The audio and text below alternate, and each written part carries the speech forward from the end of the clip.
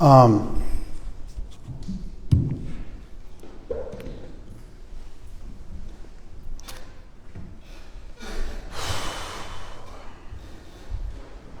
a lot of times when we share introductory or universal teachings from our tradition, we don't end up representing our tradition in its full depth and glory. There is sometimes an assumed premise that whatever is universal amongst various traditions, whatever you can find that you have in common with other traditions, that represents the core or the essence of your given tradition. It just took a minute for us to settle in, so I'm just going to say that again. It's sometimes assumed as an unstated premise that if you can find what your tradition, your specific tradition, has in common with other traditions, and you can find what is universal, cross-culturally, globally, amongst many different spiritual traditions, that you've then arrived at the essence of your tradition. You've arrived at the core of your tradition. Did that make sense? This is such a plausibility structure. It's such a culturally, universally assumed premise in and of itself. The idea of universalism is itself such a universally, culturally accepted premise that it's become what's called a plausibility structure in sociology, which is it's something that colors the way you look at the world, and it's so standard that you don't even bother ever questioning it. So even if I say the idea that some people believe that when you find what your tradition has in common with other traditions, you've then arrived at the core or the essence of your tradition. If I say that, it's the third time I've said it, a lot of people will think, yeah, of course. The point I'm making is really simple. If you're challenged by English not being your first language, or you're not paying attention, or you're just intellectually not very astute, and that you haven't thought about these subjects ever, you might have found what I said to be a little challenging. But the idea is really simple. Raise your hand if you didn't get it, at the risk of humiliating yourself. Okay, let's try it again. Nowadays, most of you assume that if you find what your religion has in common with other religions, you've now found the essence of your religion. I'm trying to dumb it down as much as I possibly can without just speaking like a 5-year-old. Did you guys follow it that time? That is an unstated premise. Means you don't bother saying, I think this. You just assume everybody in the world thinks the same way you do. Like, for instance, if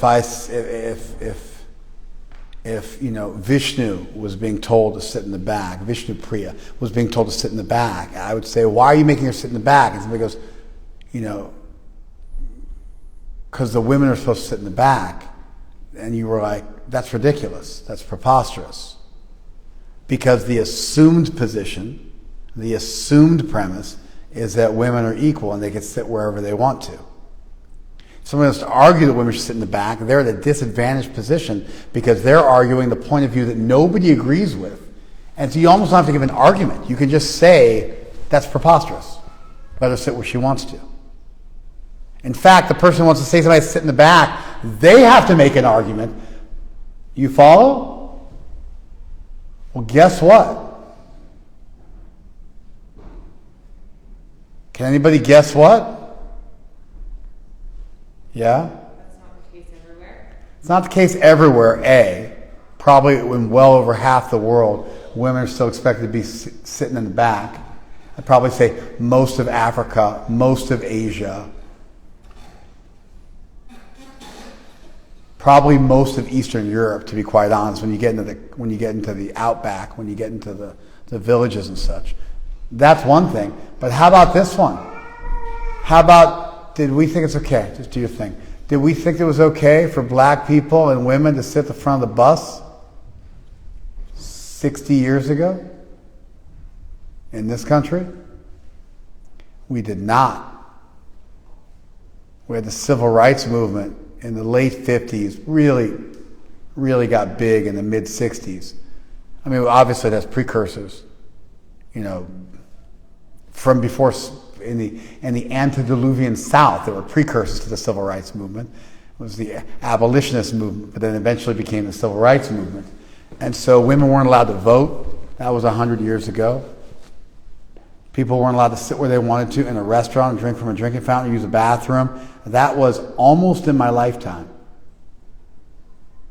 I was born in 72, which is like a world away from 64, 65 in the U.S. in terms of civil rights. But it's just a few years before I took my birth. So although it seems preposterous for someone to say women should sit at the back, for him to even think that, they better have a good reason, They better have a good reason. 100 years ago, if you wanted to argue that women or black people could sit wherever they wanted to, you had to give an argument. Because the assumption was that they weren't allowed to. That's called plausibility structures. They are cultural, sociological assumptions made about the nature of reality that most people in the world hold in a given societal milieu, in a given group of people. And if you want to argue against them, you got to make an argument. But if you want to be a sheeple and promote that worldview, then nobody questions you. You follow it? Okay. The idea that the essence of a religion is what it has in common with other religions. Why is that idea? What if my religion is better than yours? Why are you raising your hand? But I'm talking. I'm giving class. Come on, you know this. When I want questions or comments, I'll ask. But now you're how old are you? I'm 60. All right, go ahead. I was just going to say there is a reason for this. I heard from a saying that in knowledge, people are one. They see same thing because all people will see all of them have knowledge. They will see the same vision of that thing. But if people are in ignorance, somebody will see as a cat, somebody will see as a dog, somebody will see as a rope. So there is a reason also for that. So now your religion is ignorant. You are an ignorant fool, and I am not. Therefore, where I differ from you is my brilliance and your foolishness. And if I have to dumb myself down to your level to agree with you, then I'm making myself a fool.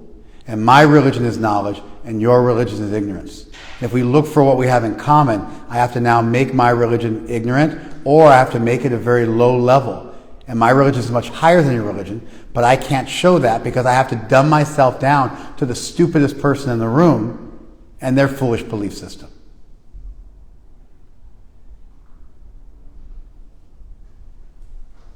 If you focus in a classroom and you teach the most foolish kid in the classroom, then the classroom will not progress. How will you get to the highest truth in the classroom if you're always teaching the dumbest person? So the thing you said, first of all, you said some saintly person said. So there's no, okay, great. Some saintly person said we should reintroduce slavery. Does that mean we should do it? So now you have to make an argument. You can't just say somebody said. You follow? Otherwise it's ridiculous. And then number two, you just assumed that everybody is in an equal stage of knowledge. What if your tradition isn't, like, let's say Christianity got it right. Let's say there's some magic about Jesus dying on the cross and getting crucified, dying for your sins and washing away the blood of man with his own, washing away the sins of man with his blood. Let's say that was true. Let's say it's something that all of you are culturally familiar with. Would that make Christianity in possession of some special thing that no other religion had? No?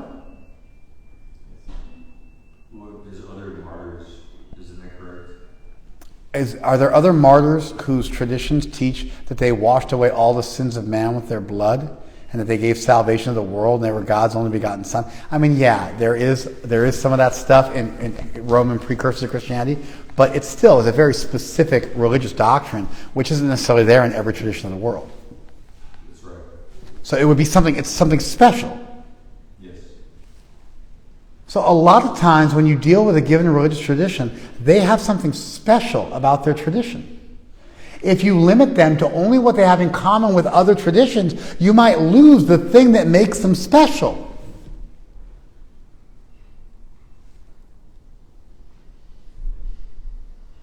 Like Madhuri, she doesn't, but let's say she spoke Hebrew. She doesn't. She just went to Hebrew school, so she learned how to read Hebrew, but she didn't actually learn like what the language means. It's the same thing with Shri. They've got some knowledge that the rest of you don't have. They have kind of a beginner's working knowledge of Yiddish.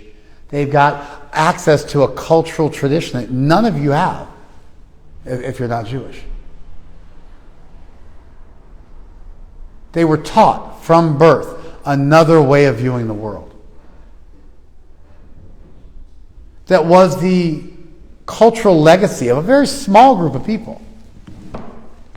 Super small group. Whatever it is, 15 million Jews.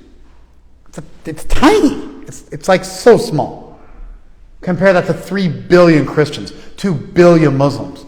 You're looking at, whatever that number is. 140 Muslims for each Jew. And 200 plus Christians for each Jew on the planet. It's a very, very small group, and they have a cultural legacy. They have a language, they have traditions, they have a value system that they impregnate into their children, that they indoctrinate their children into, that they inject into their children from a very, very young age. Right?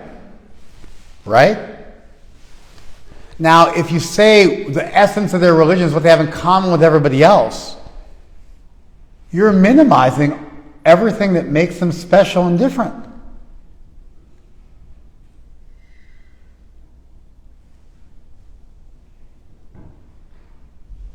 Did you follow this? Universalism, the idea that the essence of something is what it has in common with everybody else, it's just an idea that's risen to being some sort of a plausibility structure, some sort of a unstated fundamental premise. If you don't believe it, there's something wrong with you in woke circles in this country at this time. Although historically that was not what the world believed, and although it's still not what the world believes all over the place, it is what our little group of people believes, and we just assume anybody with half a brain is going to agree with us, and we quote somebody said to support it, although that's clearly not evidence. It's just a statement. Evidence would be if there's something to support the statement, but to simply say somebody else said the thing I think isn't really support. It's just another person who happens to agree with you that you didn't even bother name by name. Somebody down the street, even that homeless guy by the garbage can, yeah, I paid him $5 to agree with me. So 2 of us, so it must be true. You guys following this? When we universalize our teachings to make them appreciable to the masses, we do not represent the full glory and depth of our tradition.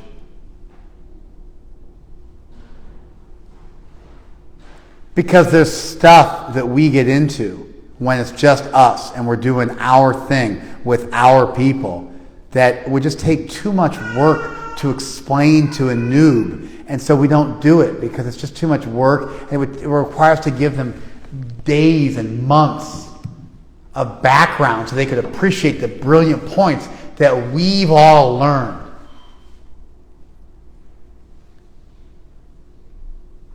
Did you follow that? Okay. For example, when we describe bhakti, you really want to get into bhakti in our tradition. We have thousands of years of definitions of the term bhakti. We've been building on the term bhakti for thousands of years. We have two types of bhakti. Sadhana bhakti and sadhya bhakti. Bhakti in practice and bhakti in perfection. We have three types of bhakti. Sadhana, bhava, and prem bhakti. Three types of bhakti. Two of them are sadhya and one of them is sadhana. One's practice, the other two are in perfection. We have 5 primary practices of bhakti. We have 9 primary practices of bhakti.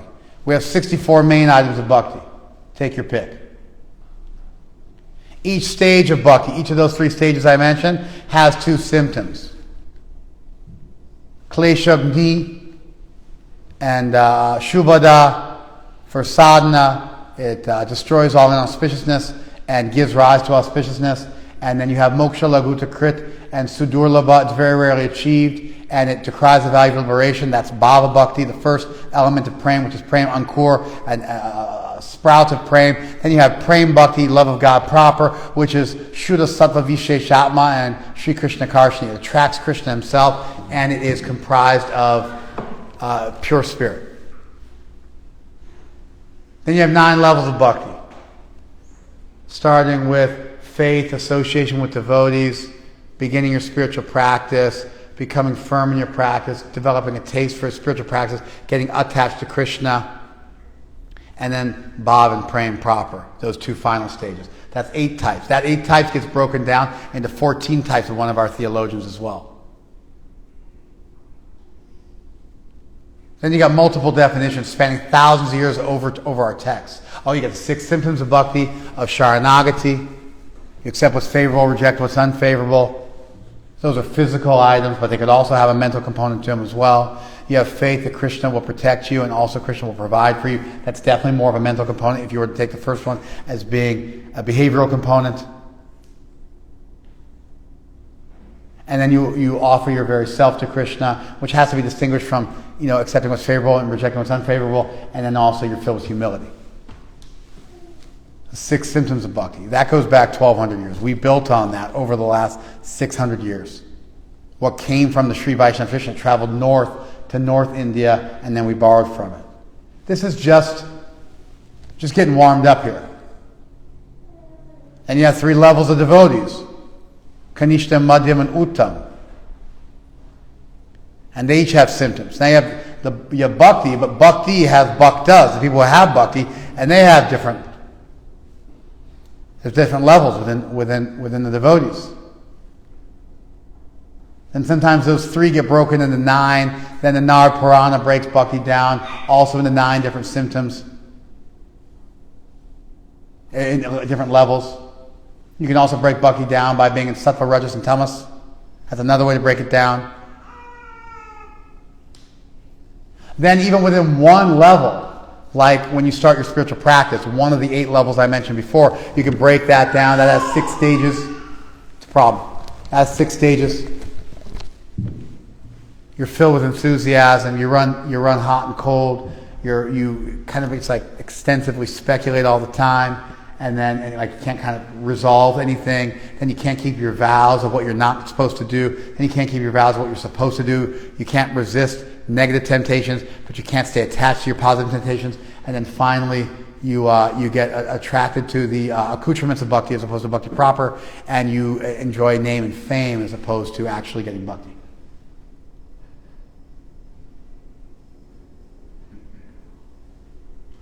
That's just a beginner's run through a subject like bhakti. And if you're actually a Vaishnava in our tradition, you should know most of all of those things by rote. You should memorize all of them. so that you can discuss them with another Vaishnava and discuss things meaningfully. If I have to dumb down my English so that people who don't really speak English can understand me, it's important for me to be able to do that. For me to be able to explain complicated topics in a simple way. It's important for me to be able to do that. But it certainly slows me down. And it means in an hour I can do 1/10 or 1/100th of what I'd normally be able to do if people were actually at my speed.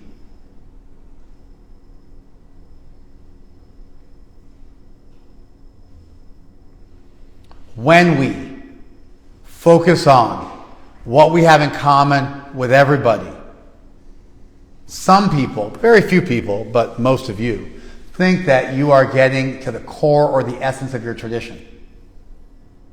Whatever we have in common with all the religions of the world, that's the best. But that's based on the unstated premise that we have nothing special to offer the world. Nothing unique. A, I don't believe that. B, I don't even believe that about other traditions. I don't want to say other traditions have nothing valuable and special to offer the world. It's insulting, actually. That very thing which makes you different, that very thing that makes you special, that's most important to the people who join your tradition, that is meaningless. The only thing that has value in your tradition is what you have in common with me. I am the arbiter of what is legitimate. And only if I see things in your tradition that are the same as mine will I say that is a good thing. But anything different or unique in your tradition, that must be bogus. You see how insulting that is? And then who becomes the arbiter of what religions have in common? You look through some book, you don't even understand 100th of what you've read, you pick out a couple of stray quotes out of context, and you say, these are the essence of a tradition. It's like reading Wiki if you want to understand a deep topic. You think Wiki is a great source of information until you look at a Wiki entry on a topic that you have a black belt in, that you have a master's degree in, that you have a PhD in, or a postdoctoral level of knowledge of. Then you look at the Wiki entry and you're like, oh my God, these guys are ridiculous. Like, are you kidding me? You don't go to Wiki for philosophy. You go to the Stanford Encyclopedia of Philosophy for philosophy, which are articles written by professional philosophers. You follow? There's places you got to go. If you want to get actual high-level knowledge in a given subject, you don't get it from Wiki. Sometimes you get okay stuff. It's not like every entry in Wiki is awful. But there are way more specialized repositories of knowledge of a given field. And if you know that field, then you know where they are and you know where to go.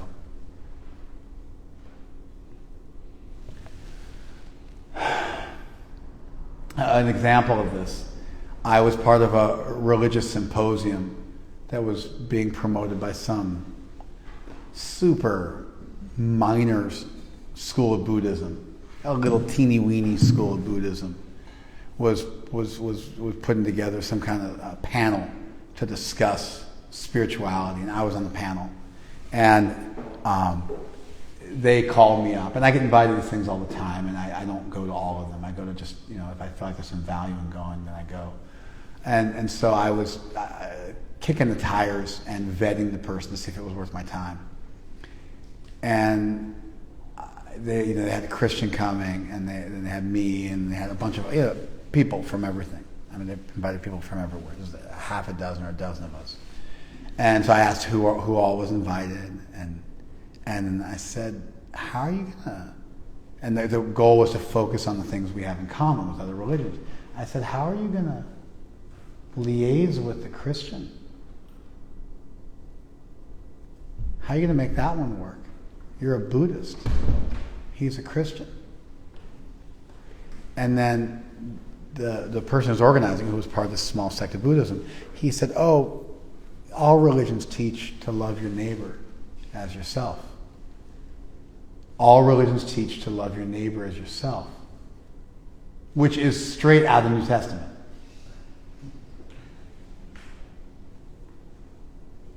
And I said, yeah, but that's the second teaching of Jesus. This was part of a twofold teaching of Jesus. His first teaching was, he said, my Father had 10 commandments, I only have 2. My 2 commandments are, love God with your whole heart and love your neighbor as yourself. If you talk to any Christian theologian worth their salt, they understand that by loving God with your whole heart, then you're able to love your neighbor as yourself, because you see that everybody has the same Father. And therefore, your belief in one God, who's the parent of everyone in the world, then allows you to love your neighbor as yourself. You follow this? And so the golden rule comes from your belief in God. And I said, so what you've done is you cut off the hand of the chicken that laid the golden egg. And you're thinking you're still going to get the golden egg, but you cut off the very source of that Christian's belief. And you're just taking part of it, and you're not representing his tradition. And how would he be happy to have you just focus on that?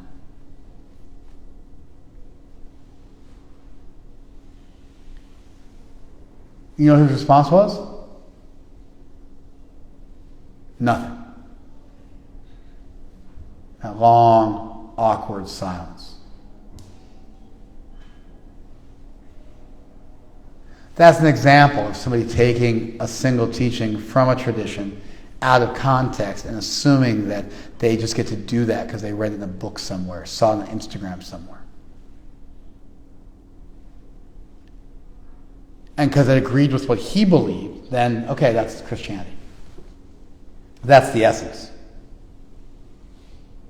If you read the Nicene Creed, when they got together and figured out what the essence of Christianity was, which surprisingly, Christianity is uniform in its belief system. I mean, when you look at a religion with a multi-thousand-year history, with 3 billion practitioners, Christianity has done a surprisingly phenomenal job of retaining its core teachings intact. If you read the Nicene Creed, which was written in the beginning of the 4th century, 324, 325 AD, if you read the Nicene Creed, that was put together really early on in the church, it's, practically speaking, every variety of Christianity you would have ever experienced in your entire lifetime. You'd have to really be abreast of some of the exotic forms of Christianity to have met a single Christian who doesn't follow the Nicene Creed.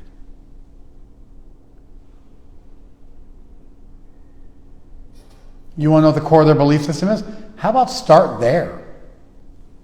Instead of just cherry picking or selectively quoting from things that you find are in common with your personal belief system, while granting yourself the position of judge of determining what is most important in a tradition just because it happens to agree with what you arbitrarily decided was important. Did you guys follow that?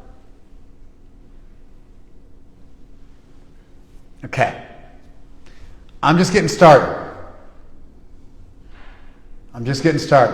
And you guys don't know where I'm going. I'm 100% certain nobody knows where I'm going. Because I'm about to take a hard right. About to do a hard edit right now. Like in music, where you just completely switch tempo. It's just, and you're playing a different song. All right? Here we go.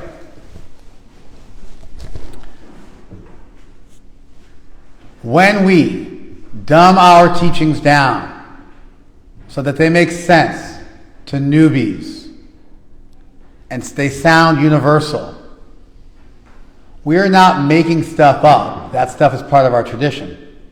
But we are not representing our tradition in all its depth and glory.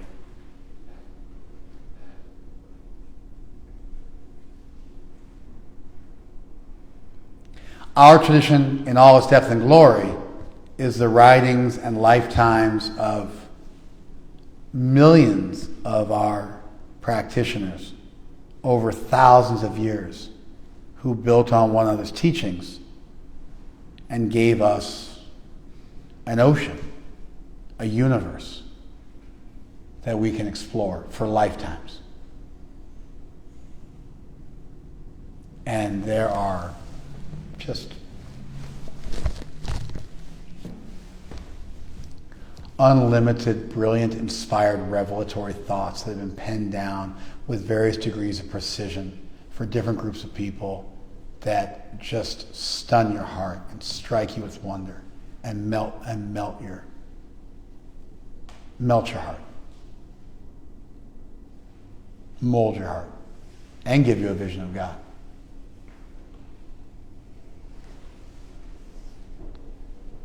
If you really want to be a devotee, you got to settle down at some point and take the master's course and learn all this stuff.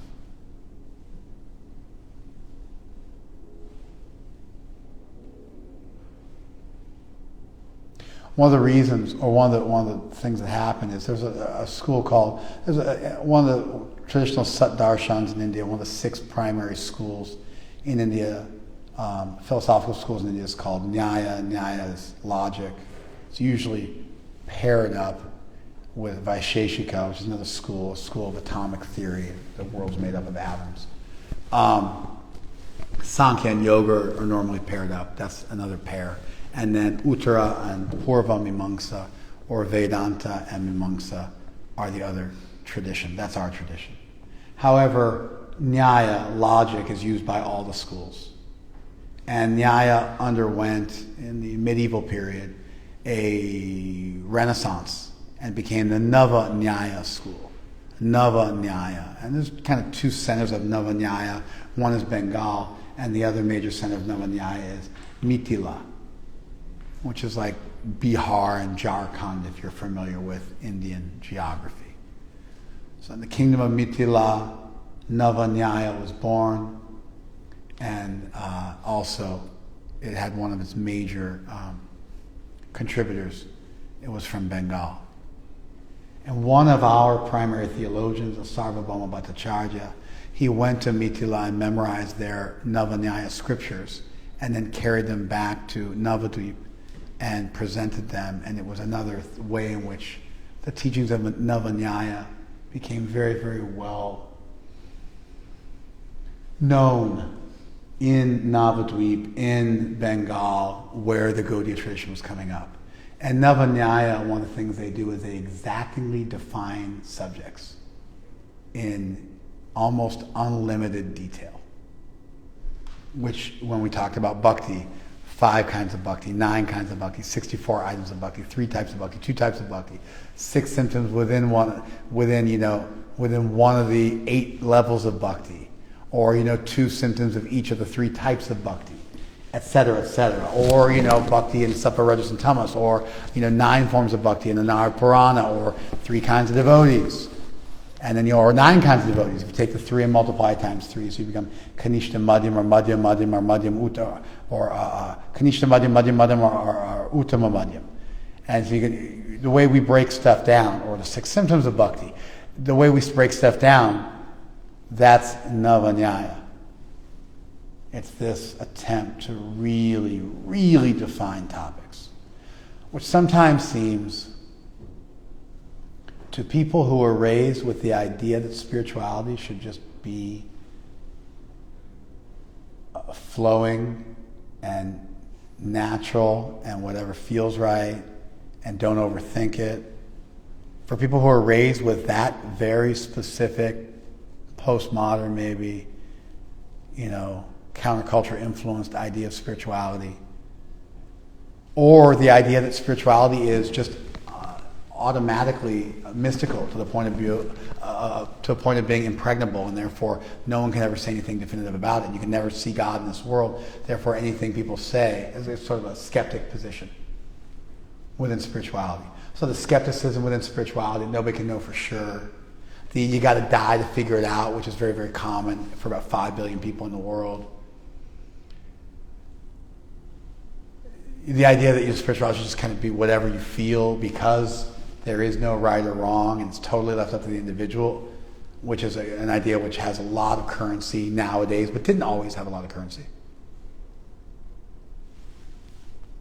Then the Nava Nyaya and our version of spirituality might seem to be oppressive or too much or too structured.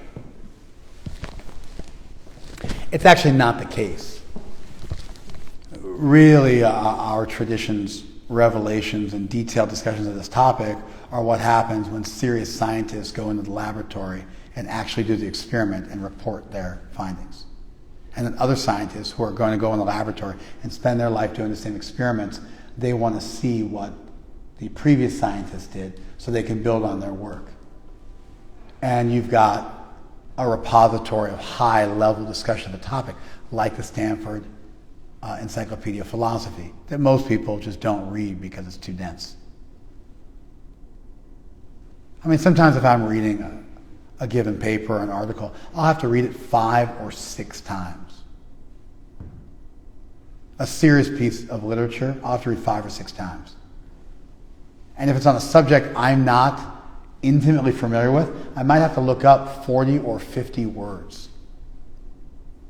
And they're not words where you just get a dictionary definition. They're words where I have to then look up the entries under those words and maybe spend an hour or two researching a given word so that I can understand a sentence or two from the primary paper I'm reading, if it's outside of my field.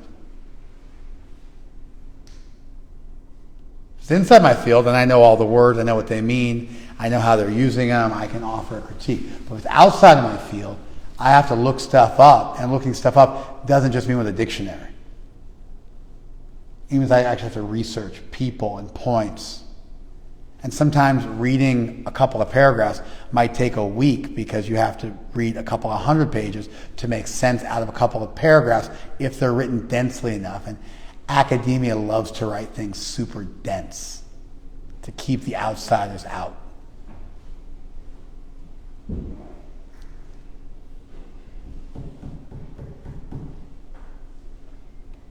So anyway, for people who are really serious, these lab notes are incredibly valuable. So what I want to do now was I wanted to look at a subject which enjoys a tremendous amount of attention in our tradition, but which is actually a universal subject that everybody has to think about if they want to make advancement. Let me say that again. What I want to focus on now is a subject in our tradition which is dealt with in incredible detail, but which is actually a universal subject that everybody needs to think about in order to make advancement. And it's so universal, when I say it to you, you might think, I already knew that. I doubt it. But I'm not going to quiz you guys before I give you the answer to prove that you didn't know it. And then what I'm going to try and do is delve into the subject, which is quite a simple subject, with a degree of detail that honors our tradition, so you'll be able to appreciate how even within a universal subject, there's levels. Did you guys follow that? Yes. All right. If you want to do something amazing in your life, if you want to do something just amazing in your life, just really go somewhere in your life, really do something substantial in your life, really make this journey through this lifetime valuable, you need to know 2 things. You need to know where you are, who you are, and where you're at. And you have to have unflinching courage to discover that. And then the second thing you need to know is where you want to go. Now, you might not know the exact road to get from point A to point Z. Point Z is where you want to go. Point A is where you are right now.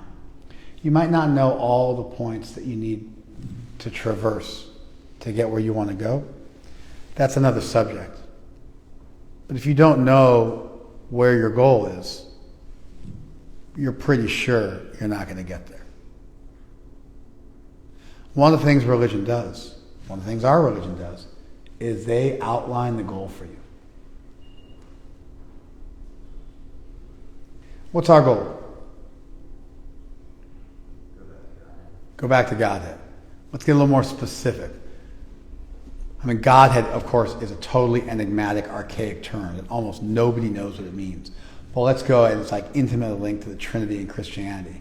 But let's just go ahead and let's just skip over asking you to define Godhead, and which is itself another cultural plausibility structure that you've inherited. You just say that, and that's what we're doing. When we say going back to Godhead, what specifically do we mean? And if you say go back to heaven, I'm going to say, what exactly do you mean? So puts give me something to sink my teeth into. Yes. Fall in love with God. I want to fall in love with God. Okay, that's a winner. Sure, that's a good one. Can you fall in love with God in this world? You can. So then everything you want to achieve can be achieved in this world? Yes. Wrong. Nice try, slick. We have something called videha mukti in our tradition, which is liberation beyond this body. And so there are things that you experience that aren't fully experienced while you're in this world, while you got one foot in this world. And you have to fully go to that world to fully understand what that world is like. So although there are many fruits that will drop down from that world to this world that you can taste, ultimately there are things you have to go to that world. And therefore your definition suffers from being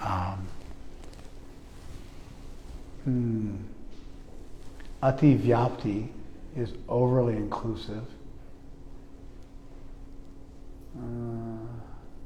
These are terms from Nyaya. And so there's avyapti, ati vyapti. I'm losing terms. There's two terms in Nyaya, in logic. One is when a definition becomes overly inclusive, and one is when a definition becomes overly exclusive. Your definition of falling in love with God is overly inclusive because it doesn't describe the end game in a way that differentiates it from the in this world game. You follow? Okay. What else? Yeah. To serve Krishna eternally. To serve Krishna eternally. Okay? That's also true. Good definition. Does that have the same fault her definition does?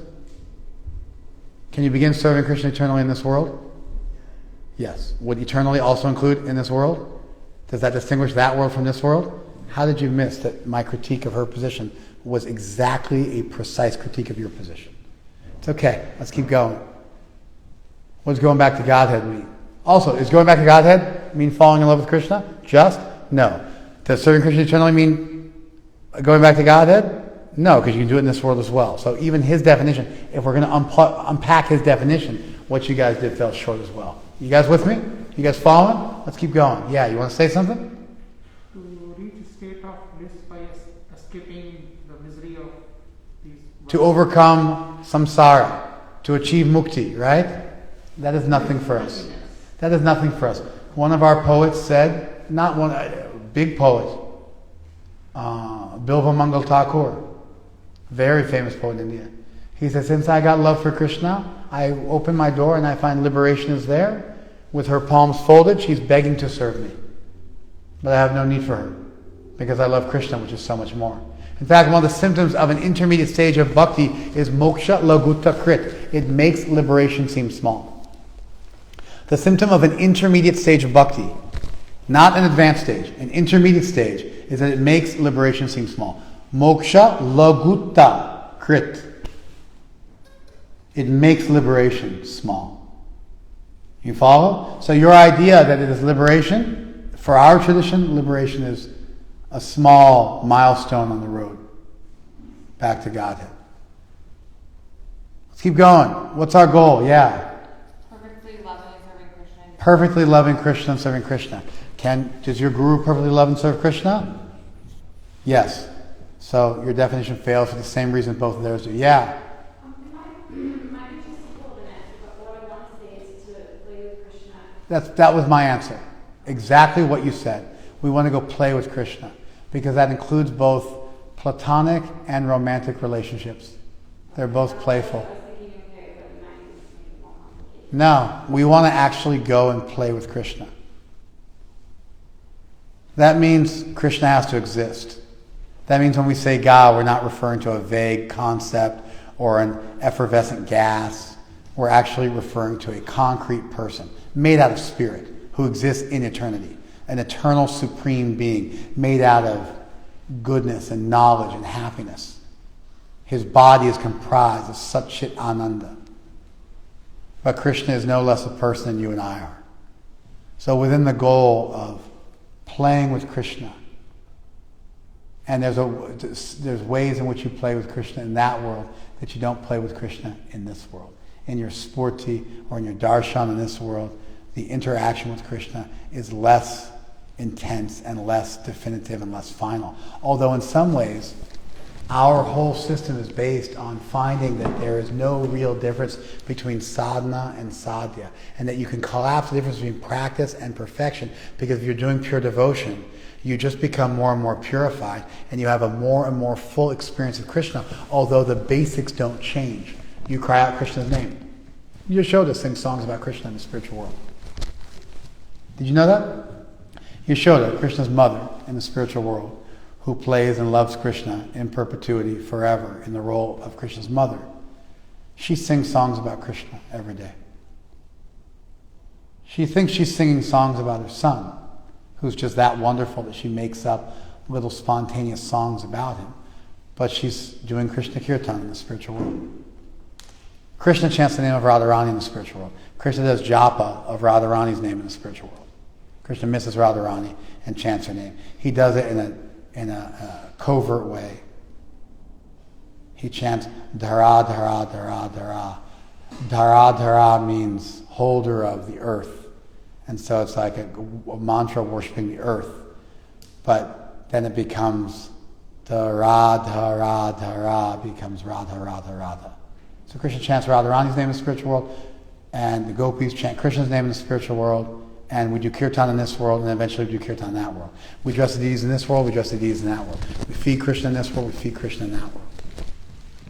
And so the things we begin practicing in this world, if they're uttam bhakti, first-class devotion, those things become purified and they become exalted. You wearing sparkles on your eyes? You got some like sparkly little something you were wearing on your eyes? Other side?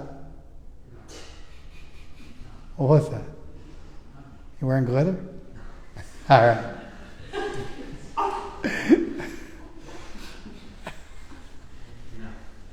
All right, let's double check it.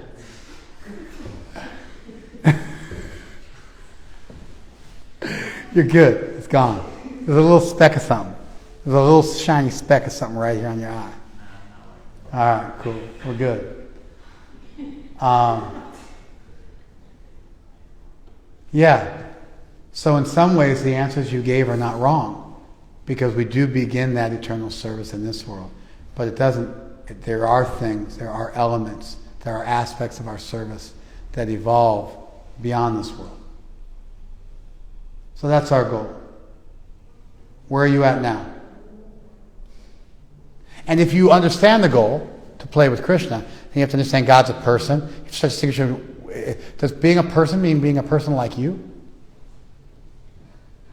See, if I think of being a person, I think with a body made out of flesh, and I can't see out of the back of my head, and I have limited power of thought. But why is it that being a person could only be being a human being in a human body or in a material body? Why couldn't you be a spiritual person in a spiritual form that exists forever?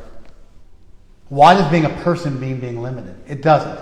You just anthropomorphically assume anybody who's a person has to be a person like you, and you have a limited ability to think, and you've never thought through it carefully enough, and so you've never thought that there is the possibility of being a being that's unlimited.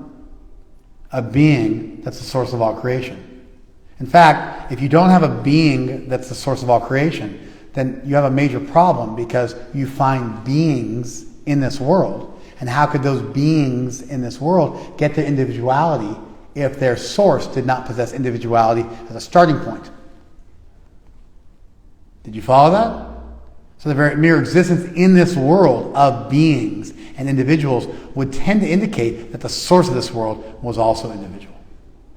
And of course, being an individual means you can love. If God can love you, love does not exist as a vague force floating around the universe. Love, rather, is the attribute of a person. Love is a feeling of a lover towards an object of love, towards the beloved. If you don't exist and God doesn't exist, then there's no ultimate meaning to love, nor is there any meaning to compassion for that matter, or empathy, which are all based on there being a concrete distinction between you and the person that you're feeling compassion, empathy, or love for.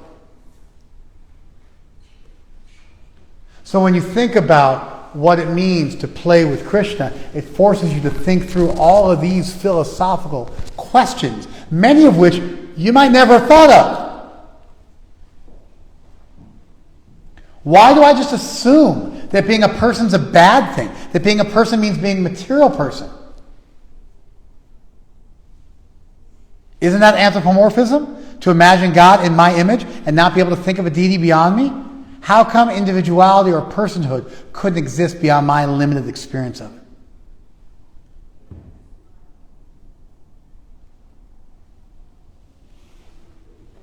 So we want to play with Krishna forever. That's the goal. Of course, playing with Krishna means forgetting he's God. Because if you knew Krishna was God, you wouldn't really be playing with him. Like if somebody was so powerful that they could just swat you like a fly at any moment, would you be able to really just play and relax with them? Maybe you could trust them. Could you ever care for them? If loving requires reciprocity and feeling like you really contribute something to the relationship, if you were thinking of how great, because comparing us to a gnat, it's like actually a poor example, because we're like hundreds of thousands of times more complicated, millions of times more complicated than a gnat, but that doesn't even do justice to the distinction between us and God. So when you look at the difference between us and the source of all creation, how could we ever contribute meaningfully to that relationship if we didn't forget that Krishna was God and just fall in love with him to such an extent that we really just support ourselves on equal terms, or in some cases even thought of ourselves as being the caregiver for Krishna? And that simple goal, we want to play with Krishna, we want to embrace Krishna, we want to dance with Krishna, is an entire philosophy, is an entire theology, is a lifetime of study and thought. All of the details of Krishna Lila, all the details of how the soul comes closer to Krishna through different stages, now all of a sudden have value because they help to guide you towards that impossible goal of playing with God. Now all those different levels of bhakti, all of a sudden they have value because you're trying to actually get to the top of Mount Olympus and Mount Meru and Mount Everest and walk on the face of the sun and travel to other galaxies, all wrapped up in one lifetime. So now all those notes and all those different levels now become invaluable resources for you to look at your own progress, to know what you're shooting for, to have an idea what the goal is, because who would ever even think of the goal of playing with God? What religion in the world ever came up with that goal? That dancing with God was the purpose. You get little things from Nietzsche, like I could believe in a God that would dance. You get little goals, things like that. But that God was ultimately Cupid. That a real deity would be Cupid. That God would be the ultimate lover. And that love would have to be so powerful that everybody could forget their own divinity or their smallness or bigness and just love each other in a land without time. Who would ever come up with that goal? Who came up with that? I never read that before I met the devotees. I've never read it since. That's a special, unique contribution of our tradition of the world. You get little stuff like from Aquinas, like you touch the feet of God, the hand of God, the lips of God, but you don't really get much to it. Or the idea that the nuns are marrying Christ or something like that. You get little ideas like that. But who actually came up with a system for how to have visions of Krishna with ever-increasing degrees of depth until eventually you slip into that world?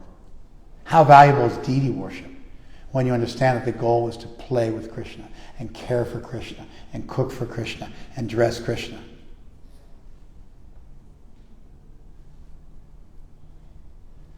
You guys following it? Who are you? Where are you?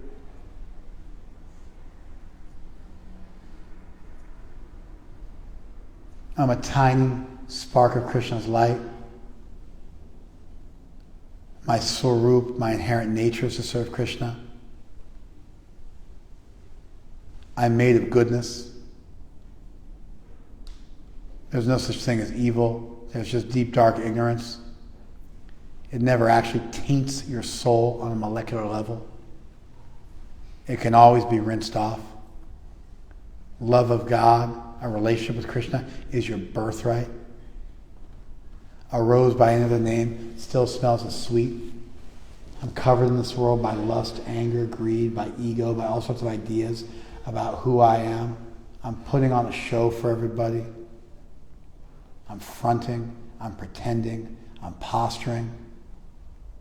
But I want to love Krishna. I have to give all that up and be rigorously honest with myself, which means being rigorously honest with other people. I have to expose myself to the light of the sun, to the light of truth, so that I can move and I can grow.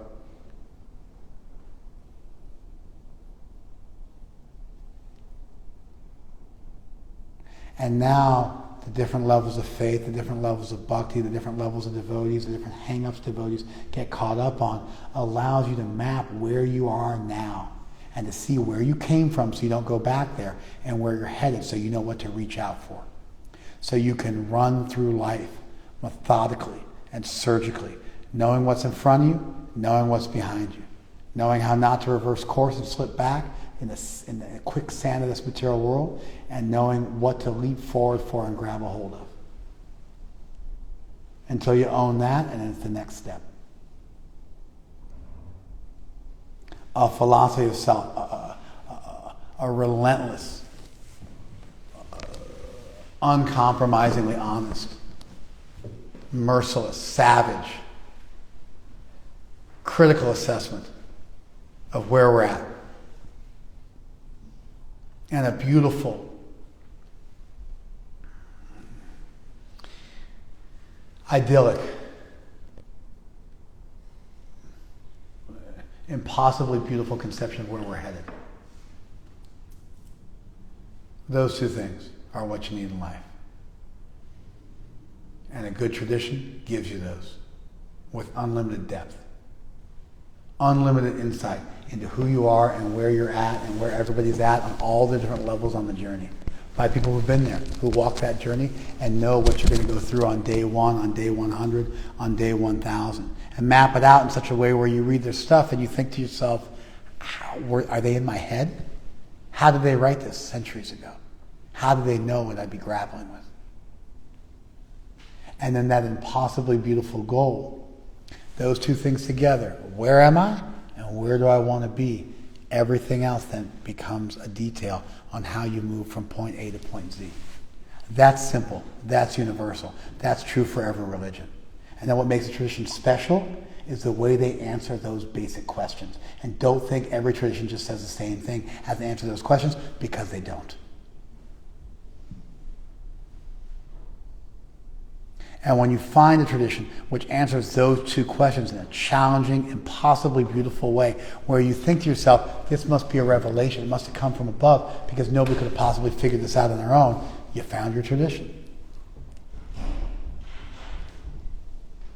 And if you do it right, you should never have to cry other traditions. You should be willing to put skin in the game and get in the ring with anybody and hear what they have to say and compare it to what you believe. If what you found is beautiful and amazing, then you should have confidence to meet anybody from anywhere in the world and appreciate what they have to add to the discussion.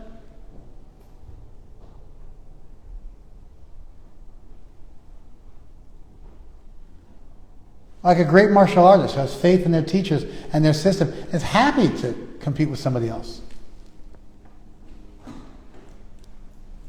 To either learn or demonstrate what they have learned. What's universal? You got to know who you are and where you are, and you got to know where you want to go. Every tradition has to answer those questions. But in the answering of those questions, there might be things all traditions have in common, like all spiritual traditions believe in something beyond this world, but then there's also going to be special stuff about each tradition. Thank you, IGTV. And thank you, Facebook and Zoom. Give me some feedback on this, guys.